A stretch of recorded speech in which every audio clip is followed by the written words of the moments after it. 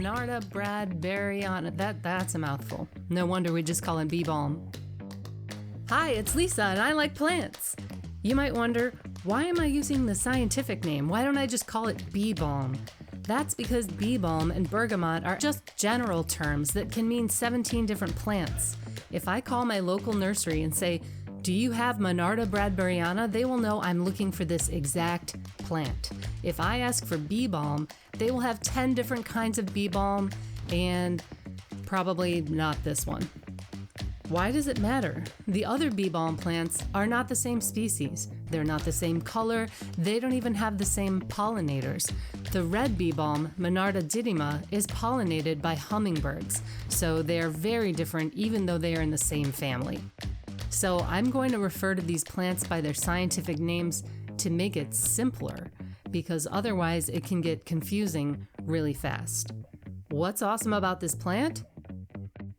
This is a native plant. That means it has a job in the ecosystem and it's working together with bees and butterflies to give them nectar and pollen, and in return, they get pollinated so they can make seed. So they have a really tight relationship with the bees and butterflies from this area. This is where the plant is found. If you live in the green area, that's the green light to plant this in your yard. If you live outside the green area, you might want to find a different Monarda that is native to where you live. Next, this plant is 2 feet tall, which is so amazing. I live in like a tall grass prairie area. Many of our plants are 4 feet tall. I have native plants in my backyard that are 7 feet tall.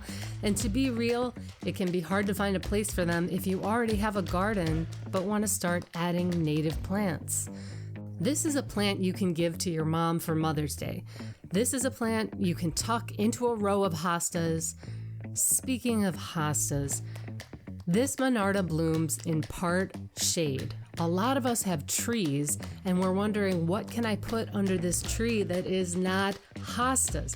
Look, there's nothing wrong with having hostas. You go to the big box store and look for shade plants, and they say, here's some hostas. Now you got 50 hostas, and you think, that's not really what I wanted.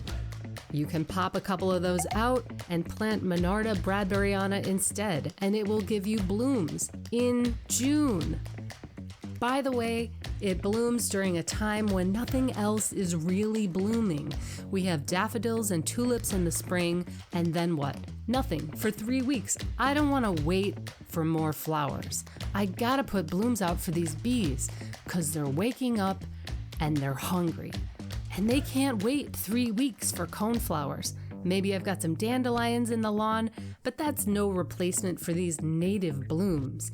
That's what the bees want. My garden is a party, and to be a good host, I'm not just gonna have dinner and dessert. I gotta have snacks during the whole party. When my mom shows up at 1 p.m., I gotta have something ready. I can't just say, well, just sit on the couch and look at your phone and wait for dinner. I gotta have nuts, veggies and artichoke dip, chips and salsa. It's not an option for me. I want the same thing for my garden. I want flower snacks for my bee guests all summer. So here's some other native plants that bloom during early June. These plants are beautiful. Penstemon digitalis,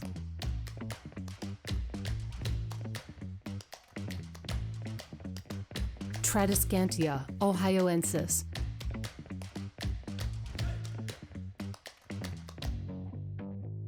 Coreopsis lanceolata. This is my chips and salsa. This is my artichoke dip. It brings all the bees to the yard, and they're like, you know what, Lisa? Great party.